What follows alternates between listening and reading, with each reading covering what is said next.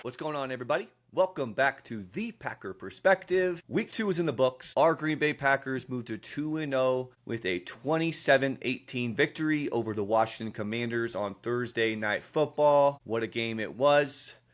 On today's episode, guys, we are going to recap the game, go over some advanced data, and then we're going to do our Week 2 player tier rankings. But before we get into all that, I'd appreciate if you guys hit that like button. And if you're a fellow Packers fan, consider subscribing to the channel. I'm going to be here all season long breaking down everything Green Bay. Let's get into it. What a game that was. Again, guys, it is a great time to be a Packers fan. The Packers start off 2-0, and they're looking mighty dominant. This is some of the most fun I've had from watching a defense play in a long time. We're going to touch on the offense. We're going to touch on the defense. But man, guys, this defense is fun to watch. The energy of this team is wild. These guys are flying to the ball. Every single time we make a tackle, there's 4 or 5 Green Bay guys surrounding the runner. It just feels awesome to watch. It's a great time, like I said, to be a Packer fan. The vibes are high. We love to see that. And guys, this is the Micah Parsons effect, right? I mentioned it before, but Micah Parsons' impact is so much more than just numbers. You simply just can't quantify this guy's impact. The energy that he's bringing to this team, offensively and defensively, the aggression, the aggressive play calling on offense, Jordan Love being more aggressive, defensive backs playing better, and just the energy of this team, you can feel it. I've been a Packer fan my entire life. I feel like I've watched probably every Packer game since I was like 9 or 10 years old. And I can't think of a time where I felt so confident about this Packers defense. I mean, maybe the 2010, 2011 season might have been the last time with Clay Matthews, A.J. Hawk, Charles Woodson, and the fellas. But even then, right, like that was a team with they squeaked into the playoffs as a 6 seed and they got really hot. This team feels even different than that. They're just super balanced offense and defensively. But this defense is wrecking shop, and I think they're going to be a problem all year, right? It's not like this is a Packers team that's played the Carolina Panthers, right, or the New York Giants, or the New Orleans Saints early on the season. The Packers have played 2 of the better teams in the NFC last year, right? They played a 15-win Detroit Lions team, smacked them around. Then they go play a team that represented the NFC in the NFC Championship game last year. Smack them around. Like I said, the vibe simply could not be higher. I'm super optimistic about the future of this team, and I genuinely think the sky is the limit. And I know that sounds kind of cliche, but I truthfully believe that this team hasn't even scratched the surface. I really don't believe that. I mean, Micah Parsons still isn't even a full-time defensive player, right? He's still only playing roughly 60-65% of the team snaps. This team's going to be a problem. This Green Bay defense has allowed the 4th lowest rate of explosive plays since 2000. And guys, the reason for that is because the pressure our front 7 is getting on opposing quarterbacks. Opposing quarterbacks simply do not have time to throw the ball deep. It's why guys like Jaden Daniels and it's why guys like Jared Goff have such low average depth of targets, because they simply don't have time to move the ball down the field. And I know the talk, right? Packers got Micah Parsons. What's going to happen to the run defense? Who's going to stop the run? Well, teams are averaging about 2.3 yards per carry against the Packers in the first 2 games. This Green Bay Packers front 7 pressured Jaden Daniels on 46% of his dropbacks. That is the most Jaden Daniels has seen in his career. Micah Parsons had 8 total pressures. He had 5 quarterback hurries, he had 2 quarterback hits, and he had 1 sack. This guy's an absolute menace. His sidestep, right? His ability to counter the offensive lineman where he thinks that he's going to go left and he comes right inside in the middle is just better than anything I've literally ever seen. I'm only 34 years old. I did not get the privilege to see prime Reggie White. I would just imagine it felt a little something like this. Keyshawn Nixon, someone else we're going to talk about a little later when we do these tier rankings, had his best game as a Green Bay Packer as far as a cornerback goes. He said he was the cornerback 1, and he came out and he proved it. He saw 5 targets, allowed 0 catches with 4 pass breakups. Keyshawn Nixon was phenomenal yesterday. And again, that's the Micah Parsons effect. That's the effect of guys like Lucas Van Ness and Rashawn Gary and Devontae Wyatt getting pressure on the quarterback. Defensive backs do not have to worry about having to guard the receiver for 4 to 5, 6 seconds at a time anymore. They're going to have 2 or 3 seconds before the quarterback's getting hit. Now, let's move on to the offensive side of the ball. Jordan Love once again torched the blitz. He went 9 for 15, 175 yards, and 2 touchdowns. These are back-to-back games where Jordan Love has simply destroyed teams when they blitzed him. And the best part about Jordan Love, guys, is he's willing to throw that ball down the field. And again, that's something that he's able to do because he has the confidence in this defense. He's able to play free. He's able to not worry about making a mistake or two because he knows he has a defense that's going to have his back. And how about that J Love truck stick, huh? You don't necessarily love to see our quarterback lowering his shoulder and trying to run through a defensive back, but the fact he didn't get hurt and that happened, it feels pretty cool. How about Tucker Kraft? Man, that's a full grown-ass man. Tucker Kraft is a top 5 tight end in the league. I know a lot of people kind of get real-life football confused with fantasy football, right? So Tucker Kraft isn't a guy in the past that to put up massive scores. But the reality is, if he gets 7 to 8 targets a game, he's going to do what he did last night often. He led all tight ends in 2024 with yards after the catch. And he showed that again yesterday. This guy is elite. I've always said that he's a George Kittle 2.0. He can block. He can catch. He can run. Tucker Kraft's a top 5 tight end. All right, guys, let's move on to our week 2 player tiers. And again, another week where the Green Bay Packers looked really, really good. It's a fun time to do these rankings. I feel like we're going to see a lot more S, A, and B than we will C and D. But let's talk through it. All right, let's start here with Evan Williams. Evan Williams, I felt like, had his best game as a Packer in week 1. I thought he played really well again. The guy flies around on the field. I'm going to move him to an A tier there. Now let's go with J Love, another S tier. Jordan Love is an MVP candidate. Per DraftKings Sportsbook, he has now moved into the top 3 just behind Josh Allen and Lamar Jackson for the MVP conversation. Micah Parsons, an S tier.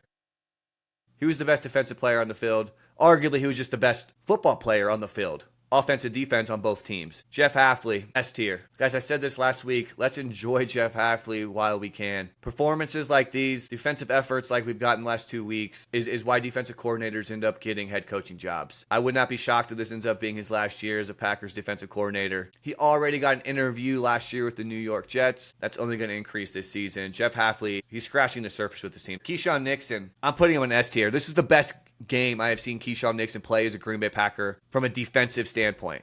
Guys, he was awesome. When you get 5 targets, you allow 0 catches, and you have 4 pass breakups, you just doesn't get better than that. Easily an S tier. Devontae Wyatt. Back-to-back A tier games from Devontae Wyatt. This guy is awesome. Got 5 pressures on the quarterback again. He's disrupting that offensive line. Love me some Devontae Wyatt there. We'll go Romeo. Romeo's going to be a B. I thought he was solid, had 3 catches, had a touchdown. The move that he put on the DB inside the red zone for that touchdown was beautiful to watch. That's a B tier performance there by Romeo. And that's what we can expect. If Romeo just is solid, a solid B every time, I'm going to take that. Carrington Valentine here. Saw 4 targets, allowed 1 catch for 7 yards. Was an elite in coverage yesterday. He's a guy I believe that eventually could end up being the Packers' best cornerback here in a year or two. I have high hopes for him. Sean Ryan, last week was an A-tier player. Might have even been an S-tier player. I can't quite remember where we had him, but I knew he had a really, really good week 1 performance. I'll put him on a C. I thought he could have been better, right? I thought the pass blocking, he allowed a few pressures on Love. Again, Packers were missing 2 of their offensive linemen, Aaron Banks and Zach Tom. Like I said, I think Sean Ryan could have been better. I don't think he was worth a D, but I would give him a C. I thought he allowed a little bit more pressure than I would have liked. Matthew Golden, I'm going to put him at a C. He only saw 2 targets. Jordan Love overthrew him on one, underthrew him on the other, which isn't necessarily his fault. The reason I would put him at a C rather than a B is just because on that first deep pass where Love kind of underthrew him in the end zone, I would have loved to see him come back to the football and try to make a play there. But that's okay, guys. It's a rookie. I expect our rookie wide receivers to end up being at their best in week 6, 7, 8, 9. So I'm totally fine with what we're seeing from Golden with Jaden Reed out. Unfortunately, I think that we're going to see him get more opportunity to make some plays. So I'm still fine with Matthew Golden's performance overall. Put him at a C. Xavier McKinney, back to an A. I thought he played great. Had some big hits on a few guys. He was roaming back there. I thought he had multiple good plays. A couple times I thought he could have had an interception too, which were very close. So glad to see Xavier McKinney back into that A tier. Elgin Jenkins back into an A tier. Thought about putting him in the S tier. In my opinion, Jenkins is closer to an S tier than he is a B tier. I thought he played really, really well. Pass blocking was off the charts. After I felt like he had relatively mediocre week 1, I thought he bounced back in a big game in week 2. Rashawn Gary, A tier. I thought he did well. I thought he was solid on pass rush. 4 quarterback pressures, 3 quarterback hurries. I just believe that a lot of these edge guys are just going to end up being S, A, and B tiers more times than not this year. So it was a solid game from Rashawn Gary. Rasheed Walker, a solid game. I'm going to put him in a B tier for now. I could put him in A tier because I thought that he handled himself much better than he did in week 1. Pass blocking was very solid. I'm going to put him at a B tier, though. Josh Jacobs, back-to-back weeks is going to be in the B tier. I don't think we're ever going to see Josh Jacobs get into a C tier unless he's a guy who fumbles multiple times in the game or something. He was solid. He got a touchdown. Still only averaged 3.7 yards per carry, but that's okay. Like I said, Josh Jacobs is about as consistent as he gets. He's going to be an S, A, or B tier almost every single week. I still feel confident that down the stretch he's going to be much more of an S or A tier for the Packers, but he's about as reliable as you get. McManus, B tier for McManus. I would say he is closer to a C tier than he is an A tier. He did miss that 48-yard field goal, which you'd like to see your guys make, but he did bounce back, hit a long 50-yarder, made 2 other field goals as well. So I think a B tier is a solid spot for McManus after week 2. Lucas Van Ness, I'm going to put him at a B tier. He didn't get a ton of pressure on the quarterback, but I thought his run defense was awesome. I thought he was one of the best run stoppers in week 2 for Green Bay. Again, I think these Lucas Van Ness, Rashawn Gary's, Micah Parsons are going to be flirting around with these S and A, B tiers almost weekly. All right, Jaden Reed here. Got to put Jaden Reed towards the back. I'm not going to rate him. Unfortunately, he broke his collarbone. I feel like he would have ended up being an S or an A tier player this week. It was a great catch, a great throw by Love. Fortunate that injury happened, but hopefully he gets healthy in 6 to 8 weeks. He can come back and help this team have a playoff push. Edgerrin Cooper, one of my favorite Packer players, back into the A tier. Another solid game by him. I thought he was really good against the run. I thought he was good against coverage. He got 4 pressures on the quarterback, got a couple hurries, got a sack. So I thought Edgerrin Cooper played great. He's a guy, like I said, is going to get better and better with each game. Future All-Pro linebacker right there, guys. Daniel Whelan, A tier. He's just a guy who does his job. Didn't get any inside the 20 this time, but averaged about 55 yards per punt. He's just consistent. Probably the best punter in the NFL. My guy, Tucker Kraft. Talked about it a little bit ago. He's just simply a top 5 tight end in the NFL. It doesn't get much better than him, and it feels so good to have this guy on our team. He's just going to be one of Love's best targets for many, many years. And it's fun because it feels like it's been a long time since the Packers had an elite tight end, right? We had Jermichael Finley for a year or two. Outside of that, guys, it's like, it was Bubba Franks maybe. We had a year or 2 with Rodgers late with Jared Cook. But Tucker Kraft is just as good as it gets, I think, in the NFL. And he's only going to get better and better. Like I said, my comp for him would be like a George Kittle 2.0. Matt LaFleur, another game in his bag. Again, maybe people are going to talk about the lulls. I don't think those lulls have as much to do with Matt LaFleur as I think it does with the way that this offense is kind of constructed and the way Jordan Love has been playing. This team so far has been offensively heavily reliant on explosive plays, which, like I said, is fine when you have a defense that is as good as the defense the Packers have. So when you're just relying on these explosive plays 15, 20 yards down the field, there's going to be times where you just don't get first downs. And that's okay. I'm going to live with that. Matt LaFleur, I thought, called a great game. We're seeing a little bit more trickery with him that I really do like as well. All right, Isaiah McDuffie. I'm going to give him a B. And to be honest, he's closer to an A than he is a B, but I do think there's a little bit more of a discrepancy between a guy like Edgerrin Cooper and Isaiah McDuffie. But Isaiah McDuffie was flying around the ball. I thought he was solid in coverage as well. I was impressed with what I saw with McDuffie. And like I said last week, if McDuffie's going to be a B-tier player, this team's going to win a lot of games. All right, Colby Wooden. I'm going to put him at a C tier. I don't think he was bad by any means, but he wasn't super impactful. I think he had 1 tackle, didn't have any pressures, but that's okay. I thought he was decent against the run as well. He's a solid C-tier player. Javon Bullard. That's a B tier. I thought Javon Bullard played really well. Again, one of the better games that he's played as a Packer. I thought he was good in coverage. He had about 5 tackles. He was flying around the ball. The energy was high with him. So I liked what I saw from Javon Bullard yesterday. All right, Quay Walker. I'm going to put Quay Walker at a C. It might have been a little bit of a step down just from week 1, but I don't think he was bad by any stretch. I thought he was probably better against the run than he was against the pass. He did allow about 5 catches for almost 60 yards yesterday. Would have liked him to be a little bit better in coverage. Nate Hobbs made his Packer debut. I'm going to put him at a B. I thought he was solid in coverage. He only saw 1 target, didn't allow a catch. I thought he looked good out there. He only played about 32 snaps, 45% of the team's defensive snaps yesterday, but still, I thought he was a solid player. He's another guy that I'm super optimistic about going forward for this defense. I think he's an elite corner, so I'm excited to see what we get out of Nate Hobbs going forward. Dontavian Wicks. Guys, Dontavian Wicks has looked really sharp for Green Bay. He's holding on to the football, which was a big concern for him last year. Everyone kind of thought this guy was a really elite route runner. He gets a lot of separation with the defenders. He just struggled to hold onto the football. That doesn't seem to be the case this year, so I'm going to give him an A tier.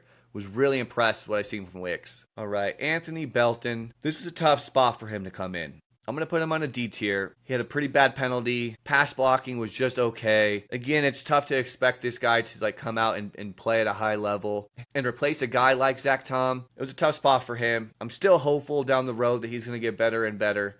But as of today, he was a D tier for week 2 for me. Malik Heath. I love me some Malik Heath. He's going to be an A tier. Only had 1 target. Only had 1 catch, but it was a great catch for 37 yards. I really like what I see with Malik Heath. I think he's a guy that's probably going to get a little bit more snaps. He's more of a perimeter guy, so he's not going to really replace Jaden Reed 1-for-1. But I do think inherently guys like him are just going to get a little bit more playing time with some of the guys banged up. And, with the rookie Matthew Golden, probably still not going to be a guy that's going to play 85-90% of the snaps.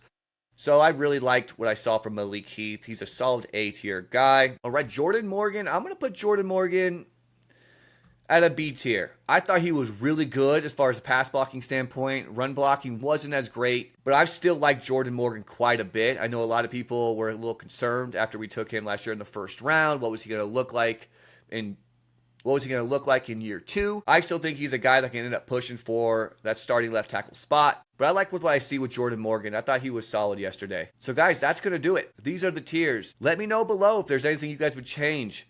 Do you think maybe Evan Williams should have been up a little higher? Xavier McKinney up a little higher? Anybody that should be a little lower?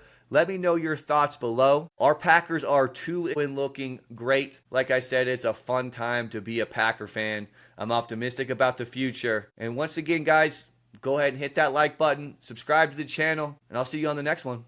Go Pack, go!